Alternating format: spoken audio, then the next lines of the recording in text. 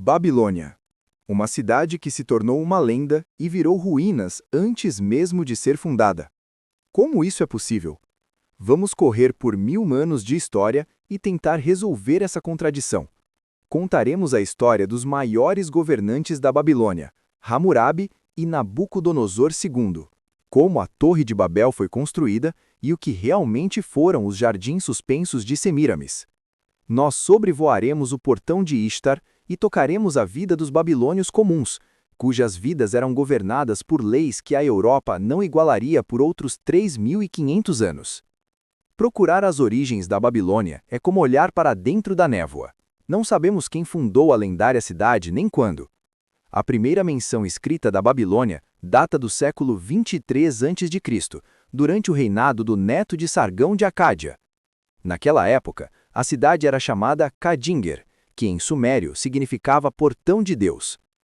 O nome mais familiar surgiu na língua acadiana. Os habitantes chamavam a cidade de Bab-Ilu, que também se traduz como Portão de Deus. Gradualmente, o acadiano substituiu o sumério e o nome permaneceu. A partir daí, passou para o grego antigo e assumiu o som que o mundo ainda conhece hoje, Babilônia. A história da Babilônia começa após a queda do reino sumério-acadiano, por volta de 2000 a.C. Babilônia foi tomada por tribos amoritas nômades. Aproximadamente um século depois, um chefe amorita chamado Sumu-Abum fundou a primeira dinastia babilônica. Os historiadores chamam a era do governo dessa dinastia de período paleo-babilônico. Ao se tornar governante da Babilônia, Sumu-Abum ergueu muralhas defensivas ao redor da cidade, cavou canais para abastecê-la de água e construiu novos templos. Então, Sumu-Abum lançou campanhas militares. Ele capturou e destruiu a cidade vizinha de Casalo.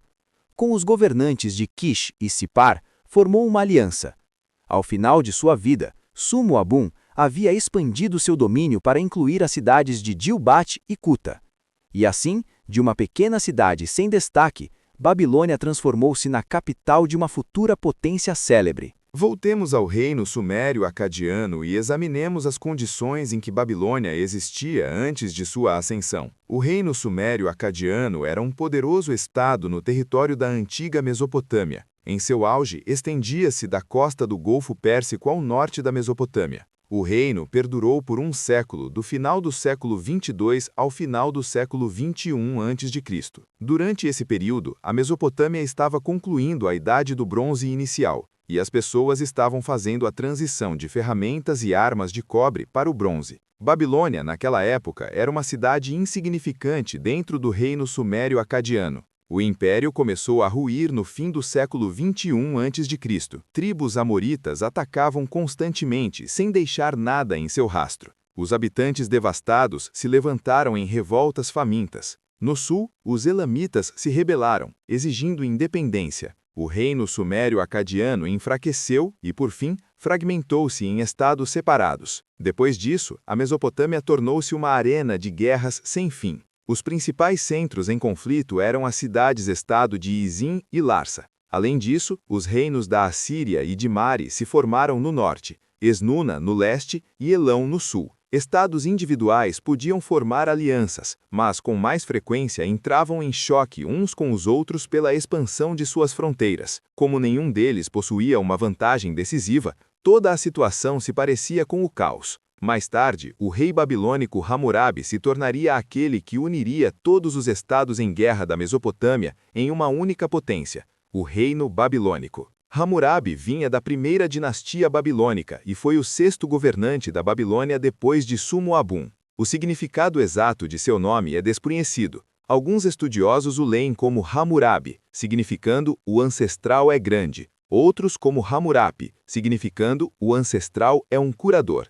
Hammurabi nasceu no início do século 19 a.C., mais ou menos na mesma época, do outro lado do mundo, na Grã-Bretanha pré-histórica, a construção de Stonehenge foi concluída. Hammurabi herdou um reino que se estendia de Sipar a Marad, no que hoje é o Iraque moderno. Na época, este não era o estado mais poderoso. Ameaças muito maiores eram representadas pelos reinos vizinhos de Larsa, Esnuna, Elão e o reino de Shamshi-Adad I. Guerreando com alguns e cooperando com outros, Hammurabi, ao final de sua vida, havia subjugado todas as terras da Mesopotâmia. Mas vamos por ordem. Em seus primeiros anos de governo, Hammurabi aparentemente não travou guerras de conquista. Ao subir ao trono, o jovem rei primeiro perdoou as dívidas de todos os seus súditos. Nos anos seguintes, ele construiu e restaurou templos, fortaleceu as muralhas da cidade e cavou canais. Somente em seu 7º ano de reinado ele foi à guerra contra as cidades de Izim e Uruk, conquistando-as de uma vez.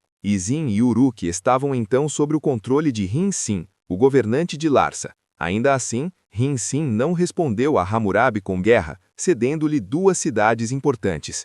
Isso pode ter acontecido porque antes do ataque, Hammurabi havia formado uma aliança com Shamshi-Adad I, o líder do reino da Alta Mesopotâmia. Rin-Sin aparentemente decidiu se preparar e iniciar uma guerra mais tarde. Um ano depois, Rin-Sin enviou tropas contra Hammurabi e retomou Izim e Uruk. A partir de então, estabeleceu-se uma longa paz entre eles. Hammurabi expandiria suas fronteiras em outras direções. Em seu 11º ano de reinado, Hammurabi rejeitou uma proposta de aliança do rei de Esnuna. Em vez disso, aliou-se a Shamshi-Adad I, que controlava todas as cidades principais da Alta Mesopotâmia. Naquele tempo, este era o aliado mais poderoso disponível. As campanhas decisivas e vitoriosas de Hammurabi começaram apenas em seu 30º ano de reinado. Então, ele derrotou as forças combinadas de Esnuna, Maljum e Elão. Após esse triunfo, Hammurabi declarou pela primeira vez que as fronteiras do reino babilônico abrangiam todas as terras da Baixa Mesopotâmia.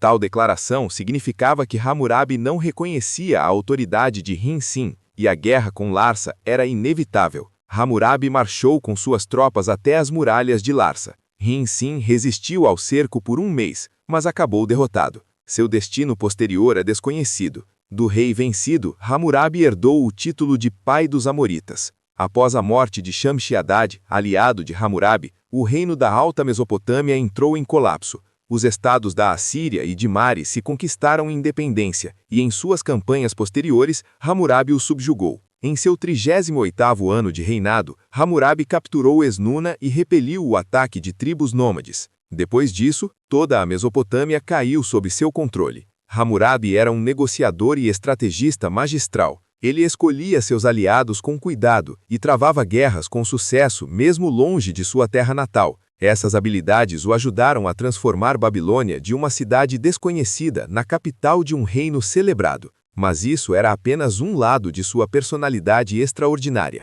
Hammurabi também se tornou um dos primeiros legisladores da história. Isso levou Babilônia à sua Era de Ouro. Tendo consolidado seu poder, Hammurabi lançou reformas judiciais. Sob sua direção, foi compilado um código de leis que definia os direitos e responsabilidades dos habitantes do reino babilônico. As leis foram gravadas em uma estela de diorito coroada com uma imagem de Hammurabi e Shamash, o deus do sol e da justiça. Hammurabi exercia poder absoluto. Ele era reverenciado em igualdade com um deus que governa a sociedade e estabelece suas leis. Em tempos anteriores, as coisas haviam sido diferentes. Os governantes precisavam levar em conta as opiniões do alto sacerdócio para manter sua posição. A sociedade babilônica consistia em 3 estamentos com direitos desiguais. A maioria dos habitantes era composta por pessoas livres. Elas eram chamadas Awilum, significando homem. Viviam em comunidades e possuíam sua própria terra. Hammurabi, em grande parte, não interferia em suas vidas. Ele até garantiu que os funcionários não tomassem as terras comunais do povo. Ainda assim, os Awilum pagavam impostos. O segundo estamento era composto pelos dependentes libertos, ou Mushkenum, significando aquele que se prostra. Na maioria das vezes, vinham de escravos do palácio ou do templo. Embora pessoas livres e até nômades pudessem estar entre eles, os Mushkenum não tinham raízes em nenhuma comunidade ou haviam voluntariamente rompido seus laços com uma. Alguns abriram mão de sua terra depois de falirem. Outros fizeram isso buscando ascensão no serviço. Os Mushkenum possuíam terras em território real e serviam ao governo. Suas atividades eram administradas por gestores da cidade, muitos dos quais eram eles mesmos Mushkenum. Este estamento podia incluir simultaneamente tanto agricultores de status inferior quanto funcionários do Estado.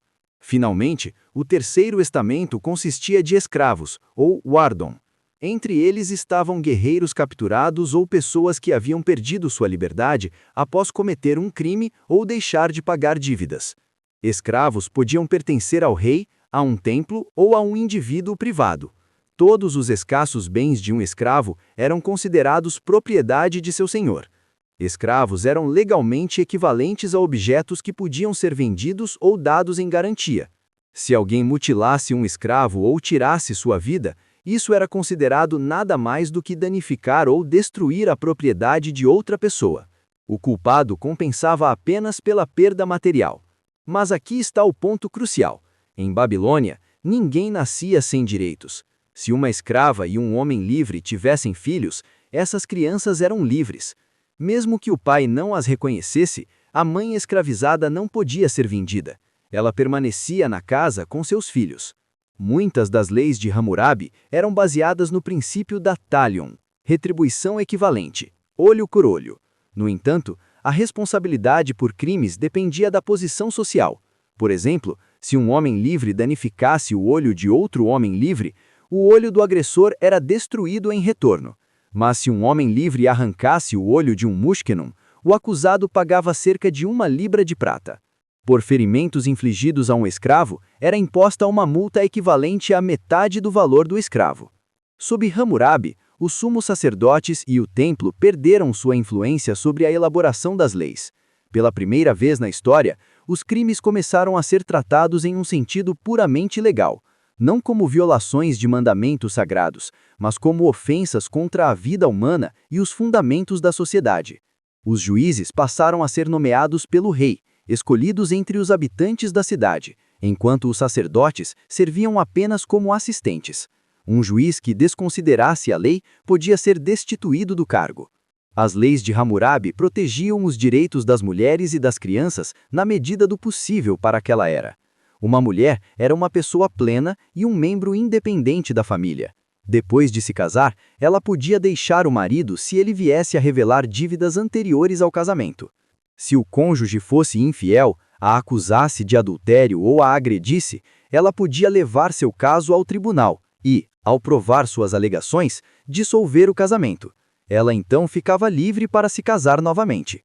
Se uma esposa fosse estéril ou adoecesse gravemente, o marido tinha o direito de tomar uma segunda esposa. No entanto, ele não podia escolher uma concubina por conta própria, se a própria esposa lhe oferecesse uma escrava para a coabitação.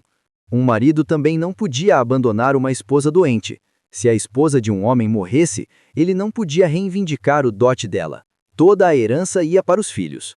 Se um homem tivesse filhos, tanto de sua esposa quanto de uma concubina legítima, então, após sua morte, cada filho recebia uma parte igual de seus bens.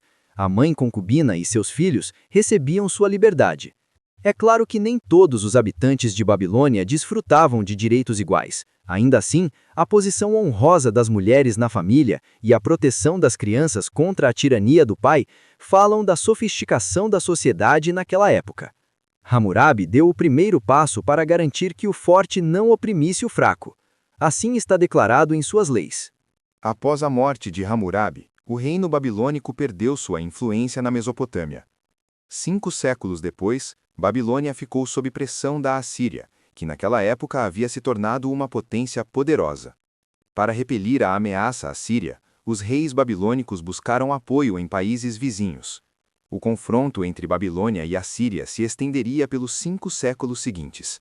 No século 8 a.C., Babilônia foi enfraquecida pela ofensiva dos caldeus. Encontrando-se em posição vulnerável, os governantes babilônicos pediram ajuda justamente a seus inimigos, os assírios. Babilônia e Assíria formaram uma aliança, uma decisão fatídica. O rei assírio ajudou a derrotar os caldeus, mas em troca enviou seu próprio governador para a Babilônia, e assim, o Estado babilônico acabou sob controle assírio, e os babilônios logo perceberam a fraqueza de sua posição. Os reis assírios sempre haviam nomeado seus filhos mais velhos como governadores da Babilônia. Mas essa tradição foi quebrada por Senaqueribe. Ele já havia tentado governar Babilônia diretamente, mas a cidade se rebelava constantemente. Então, Senaqueribe decidiu mudar sua abordagem. Ele colocou no trono babilônico um jovem aristocrata babilônio chamado Belibne, que havia sido criado na corte assíria. O cálculo era simples, familiar aos babilônios, mas leal à Assíria. O próprio Senaqueribe o chamou de um filhote criado em meu palácio. Mas o filhote logo mostrou os dentes. Belibne conspirou com os babilônios e levantou uma revolta. Senaqueribe esmagou a rebelião e removeu Belibne. Desta vez, nomeou seu próprio filho, Usher-Nadin-Shumi, como governador. Mas ele também não durou muito. Os elamitas invadiram a Babilônia, capturaram o príncipe e muito provavelmente o executaram. Depois disso, revoltas na cidade eclodiram uma após a outra. Então Senaqueribe retornou à Babilônia com uma única intenção: destruir a cidade. Foi assim que ele registrou sua crueldade. Com os corpos dos babilônios, enchia as praças da cidade. Ouro e pedras preciosas dividia entre meu povo. Os deuses que habitavam a cidade foram agarrados pelas mãos de meus guerreiros e despedaçados. A cidade e suas casas, desde a fundação até a muralha, destruí e entreguei ao fogo. No fim, Senaqueribe ordenou que as ruínas carbonizadas fossem inundadas. Seus soldados romperam o rio Aracto, que corria pela cidade, e a água encheu as ruas. Assim foi Babilônia destruída. E então, algo aconteceu que os contemporâneos perceberam como um ato direto dos deuses. Em 681 a.C., Senaqueribe foi morto por seus próprios filhos. Para o povo da Mesopotâmia, isso não foi uma conspiração palaciana, foi o veredito de Marduk. O deus cuja estátua havia sido levada de Babilônia cobrara sua vingança por meio de sangue. A restauração da Babilônia começou imediatamente após a morte de Senaqueribe. O trabalho levou cerca de 20 anos e contou com a participação dos melhores construtores. Novos palácios foram erguidos nos locais dos destruídos com um esplendor sem precedentes. A Babilônia, cujas ruínas sobreviveram em grande parte até os nossos dias, foi estabelecida precisamente então, no século VII a.C. A restauração da cidade foi realizada sobre o rei assírio Esar-Hadon, e foi por volta dessa época que um novo capítulo na história da Babilônia se abriu, o período neobabilônico. Os babilônios sobreviventes retornaram gradualmente para casa. Junto com eles vieram os caldeus, que, naquela época, já povoavam a Mesopotâmia. Os mesmos caldeus, cujos ataques Babilônia havia outrora repelido, começaram a se misturar com a população local, ganhar direitos e influenciar os assuntos do Estado. Entre esses caldeus estava Nabopolassar. Ele servia como um dos comandantes militares de Nínive, a capital da Assíria. Quando o Império Assírio começou a declinar e a perder seu domínio sobre suas nações sujeitas, Nabopolassar levantou uma rebelião junto com seu exército. Ele renunciou à autoridade assíria e marchou em direção à Babilônia, conquistando uma cidade após a outra. Com o tempo, Nabopolassar tornou-se um dos governantes mais poderosos da Mesopotâmia. Na Babilônia conquistada, ele subiu ao trono e fundou a 10ª dinastia neobabilônica, também conhecida como Dinastia Caldeia. Mais tarde, em 612 a.C., suas forças derrubaram a capital da Assíria, Nínive, e assim um rebelde caldeu colocou as terras da Mesopotâmia sob seu governo. Após a morte de Nabopolassar, o poder passou para seu filho, Nabucodonosor II. Ele continuou a obra de seu pai e se tornou aquele que conduziu Babilônia a uma nova era de ouro. Nabucodonosor II nasceu por volta de 630 a.C. Mais ou menos na mesma época, na Grécia Antiga, nasceram a futura poetisa Safo e o futuro fundador da democracia, Solon. Todos tinham quase a mesma idade. O nome de Nabucodonosor em acadiano soava como Nabuco-Duriuzur, significando Nabu, proteja meu primogênito. O deus Nabu, na mitologia acadiana, era considerado o patrono da sabedoria. Nabucodonosor II herdou um império que já se estendia por toda a Mesopotâmia, mas continuou as conquistas de seu pai. Ele empurrou suas fronteiras ainda mais para longe. O único rival não conquistado que restava era o Egito, e isso porque os dois lados eram equivalentes em força. Sob Nabucodonosor II, o reino neobabilônico viveu sua era de ouro. Os tributos das cidades sujeitas, que antes fluíam para Nínive, agora eram direcionados para a Babilônia. Moradores de outras cidades se mudaram para a capital. Surgiu abundância de trabalho remunerado e a população cresceu rapidamente. No início de seu reinado, Nabucodonosor decidiu restaurar o zigurate da época de Hammurabi. Esse zigurate se chamava Etemenanque, que se traduz como Casa do Fundamento do Céu e da Terra, e sua construção foi supervisionada por um arquiteto chamado Arad-Arrezo. Depois de reconstruído, Etemenanque tornou-se a estrutura mais alta da Mesopotâmia e, mais tarde, a inspiração para o mito da Torre de Babel. Era dedicado a Marduk, o deus supremo da Babilônia. A construção das muralhas da cidade, dos canais e dos palácios foi realizada principalmente por trabalhadores contratados. Seu trabalho era pago por funcionários do templo que, ao mesmo tempo, supervisionavam os projetos de construção na capital. Os recursos vinham das reservas do templo, compostas principalmente por presentes reais, ouro, prata e despojos de guerra. Estrangeiros capturados forneciam apenas trabalho suplementar, mas a grandiosa construção de Babilônia não terminou aí, pois para sua esposa Amitis, Nabucodonosor construiu os lendários jardins suspensos, a segunda das 7 maravilhas do mundo. Segundo a lenda, Amitis era uma princesa meda. Ela se sentia oprimida pela Babilônia poeirenta e escaldante e ansiava por sua terra natal, as florestas sombreadas e as altas montanhas da Média. Para aliviar a tristeza de sua esposa,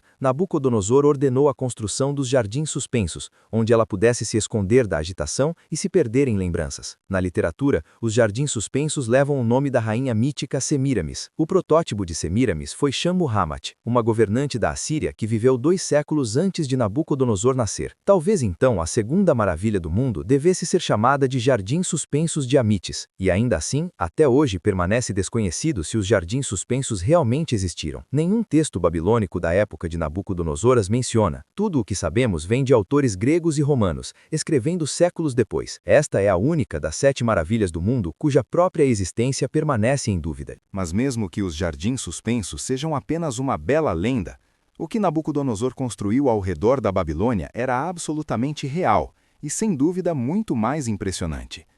Nabucodonosor ergueu uma muralha dupla ao redor da cidade com uma espessura combinada de cerca de 90 pés. Essa é a largura de uma rodovia de 4 faixas.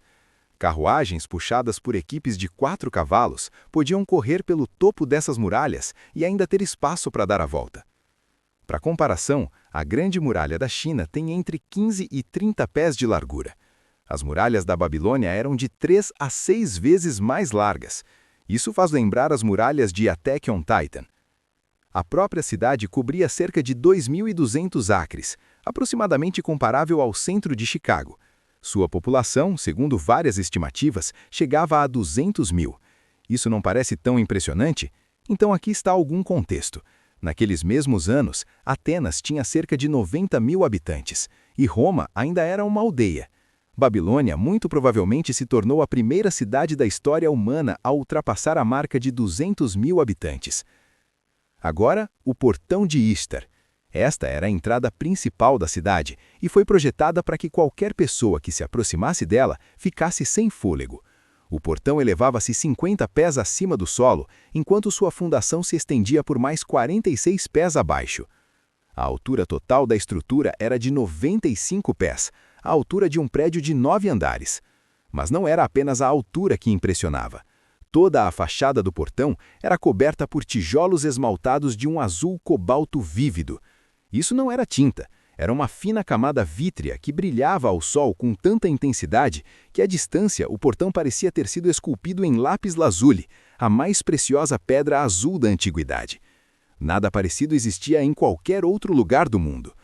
Contra o fundo azul estavam dispostas figuras, 575 dragões muxuxo e touros organizados em 13 fileiras. Cada figura era montada com tijolos moldados individualmente, como um mosaico. Agora, imagine que você atravessou o portão de Ishtar e se encontrou na via processional. Ela se estendia por mais de meia milha com até 65 pés de largura, mais larga que a Broadway em Nova York. Em ambos os lados erguiam-se muralhas de 50 pés de altura, adornadas com 120 leões vitrificados em tamanho real. Cada leão tinha cerca de 6 pés e meio de comprimento, montado com 46 tijolos individuais. E aqui está um detalhe que mostra o quão deliberada foi toda essa construção. Os leões na muralha oriental avançavam com a pata esquerda, enquanto os da muralha ocidental avançavam com a direita. Se você caminhasse pela estrada em direção ao portão, parecia que 2 colunas de leões estavam avançando sobre você dos 2 lados. A história do reino neobabilônico não durou muito, aproximadamente um século. O reinado de Nabucodonosor II coincidiu com a ascensão e prosperidade da Babilônia, enquanto um rápido declínio começou imediatamente após sua morte. Já em 539 a.C., o rei persa Ciro II conquistou Babilônia. A partir daí, o poder persa apenas cresceu. Territórios-chave foram retirados da Babilônia, embora a própria cidade tenha mantido autogoverno por várias décadas. Tudo mudou em 481 a.C. Os babilônios levantaram uma revolta contra os persas, mas o rei persa Xerxes esmagou a insurreição e devastou Babilônia. Como gesto simbólico final, os persas levaram a estátua de Marduk, e assim, o protetor divino da Babilônia deixou sua cidade. A capital, outrora renascida, começou sua longa descida para o crepúsculo. E agora, a parte mais importante. Lembra do paradoxo com o qual começamos? A Babilônia se tornou uma lenda e virou ruínas antes mesmo de ser fundada. Agora você sabe como isso é possível. A Babilônia de Hammurabi, aquela mesma Babilônia lendária e celebrada, foi destruída por Senaqueribe e submersa sob as águas. Ela desapareceu. As ruínas que os arqueólogos desenterraram, aquelas que existem hoje no deserto do Iraque, pertencem a uma Babilônia diferente, construída por Nabucodonosor sobre o local da que foi destruída. A lenda nasceu antes das pedras que restaram dela. Nós conhecemos a Babilônia por sua segunda vida, mas a lembramos por sua primeira.